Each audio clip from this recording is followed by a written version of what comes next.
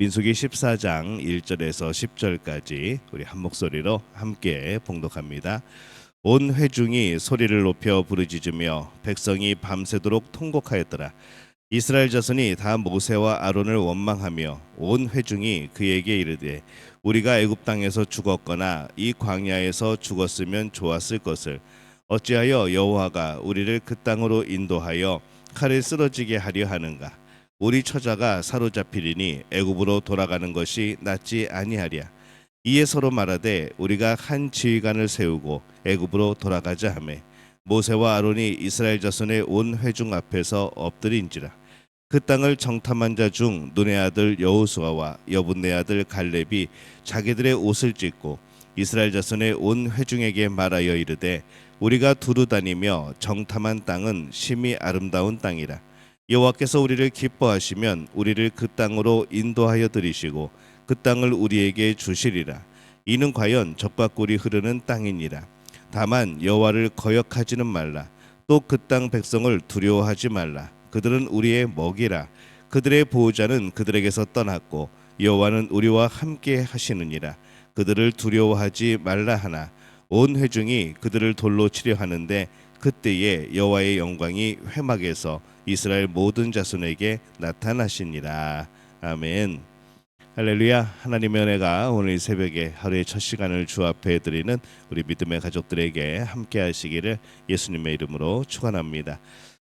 오늘 말씀은 이스라엘 백성들이 이 가데스 바네아에서 이 가나안 땅을 정탐한 후에 낙심이 되어서 애굽으로 돌아가자 막 그렇게 아우성을 치는 이제 그런 내용을 담고 있습니다. 이스라엘 백성들은 10명의 정탐꾼의 이야기를 듣고 가나안에 들어가는 것이 절망적이라 생각을 합니다. 그래서 1절에 보면은 온 회중이 소리 높여 부르짖으며 백성이 밤새도록 통곡하였더라. 그들은 이 10명의 정탐꾼의 말을 듣고 가나안 땅에 들어갈 수 없다라고 결론을 내려버립니다. 지금까지 이곳에 온 그동안의 모든 수고가 헛되다고 생각을 하고, 근데 이 2명의 정탐꾼은 반대로 가나안에 들어갈 수 있다, 우리에게 주신 땅이다 라고 보고를 했는데 이 백성들은 그 2명의 의견이 아니라 이 10명의 정탐꾼의 판단이 옳다고 생각하였고 그것에 동조합니다. 정말 들어갈 수 없을까? 그렇게 고민하는 게 아니고 아예 들어갈 수 없다고 판단하고 통곡을 하는 것이죠. 근데 그들은 지금 하나님의 백성입니다. 하나님께서 주신 약속을 붙들고 애굽에서 나왔고 또 광야의 길을 걸었고 또 하나님의 말씀을 받았고 또 그 가운데에 하나님과 동행하며 하나님이 이끌어 가시는 그런 시간들을 보낸 사람들이죠. 그렇다면 하나님께서 가나안에 들어가지 말라고 하는지 들어가라고 하시는지 이제 그것을 생각해 보며 따라야 되는데, 그런데 그들은 하나님의 뜻을 묻지 않습니다. 오직 10명의 정탐꾼들의 절망적인 말만 듣고 함께 절망하고 또 모세를 향하여 분노하고 하나님을 향하여 원망을 하게 되어지는 것이죠. 이스라엘 백성들의 반응을 보면은 좀 의아하다는 생각이 들기도 합니다. 그들이 출애굽할 때 얼마나 놀라운 일을 경험을 했습니까? 그들이 홍해를 건널 때에 또한 어떤 일이 벌어졌습니까? 그들이 광야를 지나올 때 얼마나 많은 하나님의 은혜를 경험을 했습니까? 그들은 그날 아침에도 만나를 먹은 사람들입니다. 근데 여전히 성막 위에 있는 구름을 보고 있는 사람들이죠. 근데 어찌하여 이렇게 믿음을 저버리고 지극히 인간적인 생각을 할 수 있을까? 참 신기할 따름입니다. 그들에게 하나님은 어떠한 분이고 신앙이란 무슨 의미가 있을까? 생각해보는 대목이죠. 이렇게 쉽게 그 10명의 사람들의 말에 포기할 수 있는 것이라면은 지금까지 지나온 그들의 삶은 과연 무슨 의미가 있는가 생각을 해보게 됩니다. 근데 이게 그들만의 이야기가 아니라는 것이죠. 오늘날도 마찬가지입니다. 오늘날 우리들이 받은 은혜는 작지 않습니다. 우리도 그들이 누렸던, 그들이 받았던 하나님의 은혜, 또 그 사랑, 놀라운 역사, 오히려 우리는 더 많은 은혜를 입은 사람들입니다. 무엇보다도 예수 그리스도가 이 땅에 오신 이후에 살고 있는 우리들에게 있어서는 성령이 동행하심과 매일 우리와 함께 하신 하나님의 역사를 우리는 느끼고 누리고 받고 살아가고 있습니다. 오늘날은 신앙인이 참 많습니다. 그때에 비하면 훨씬 더 많은 것이죠. 우리가 결코 그들보다 덜 그렇게 신앙적인 게 아닙니다. 그래서 모든 시대의 사람들은 사실은 신앙에 있어서 공평함이 있는 것이죠. 그들이 약속의 땅을 바라기는 했을까라는 생각도 해봅니다. 약속의 땅에 대해서 너무 기대가 약하지 않았는가라는 생각도 해보죠. 약속의 땅에 대한 강한 기대를 가지고 있다면 당연히 어려움이 있어도 그것을 향한 강한 의지를 불태우지 않았을까.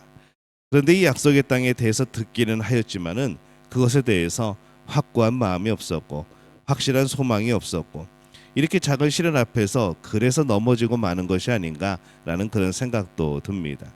도무지 그들의 계산 속에 하나님을 집어넣지 않는 이제 그들의 그런 모습을 봅니다.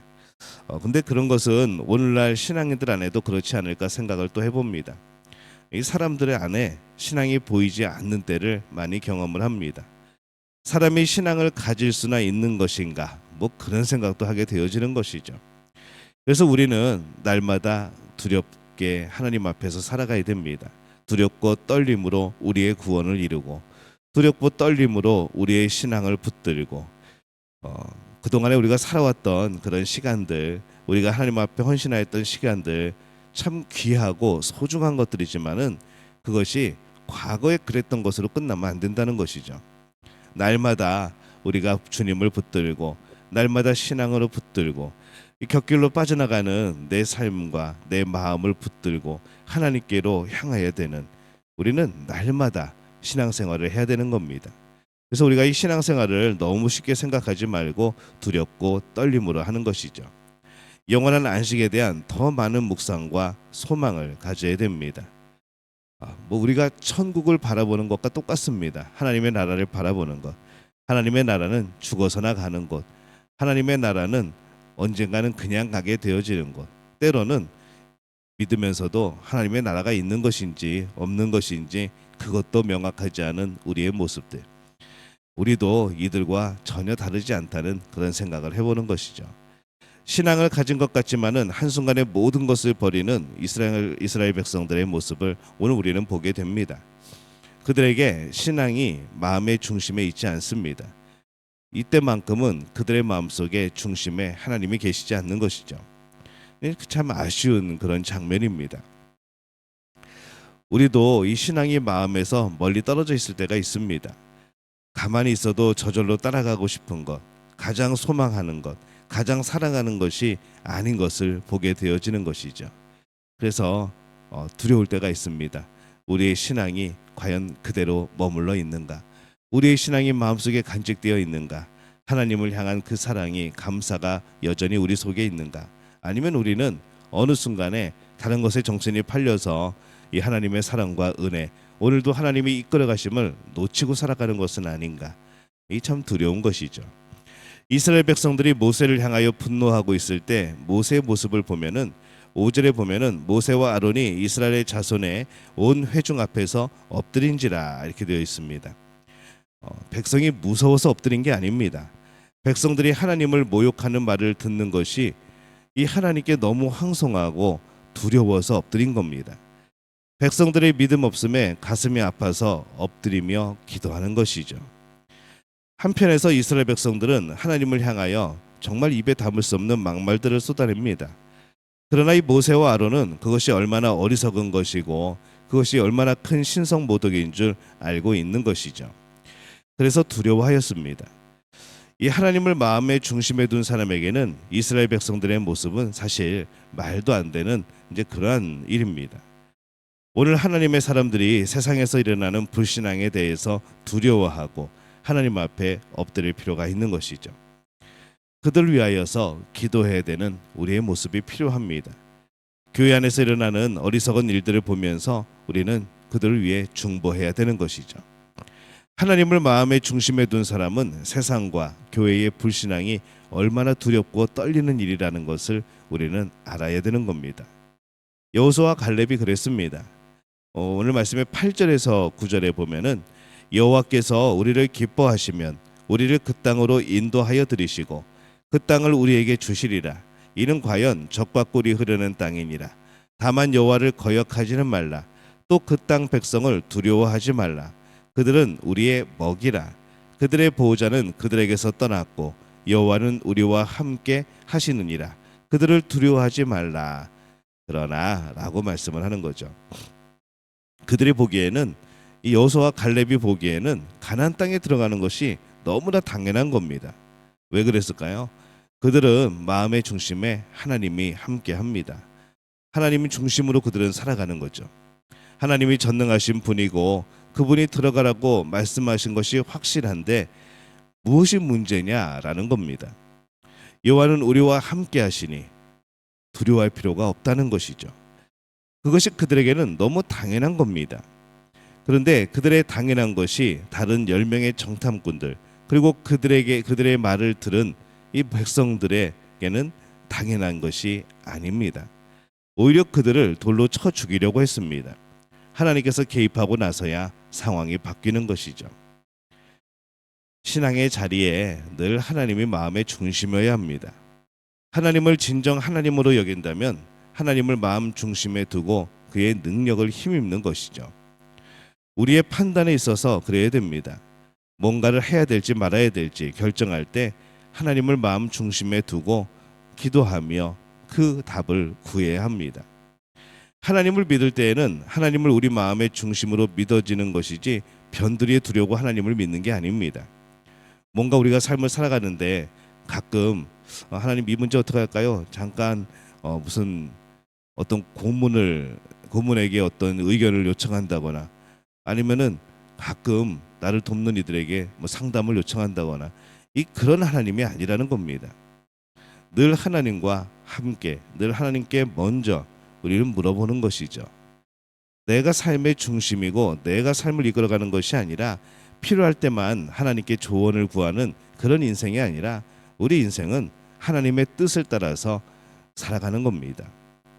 무엇인지 모를 때는 결정해놓고 이것이 옳은가 틀린가를 물어보는 것이 아니라 하나님의 말씀을 떠올리고 그 말씀 속에서 그 길을 찾는 것이죠. 하나님을 믿되 천지를 창조하신 하나님으로 믿어야 됩니다. 오직 마음 중심에 하나님을 두고 두렵고 떨림으로 하나님을 더 깊이 알아가는 그런 우리 믿음의 가족들이 되어지시기를 바랍니다. 그 무엇이 하나님을 대신할 수 없습니다. 그것이 내 지식이라든가 내 물질이라든가 내 능력이라든가 내 자존심조차도 하나님을 대체할 수 없습니다. 그렇게 우리 삶에 하나님 중심이 되어지는 또한 그 하나님을 따라가는 우리의 복된 삶이 되어지시기를 예수님의 이름으로 축원합니다.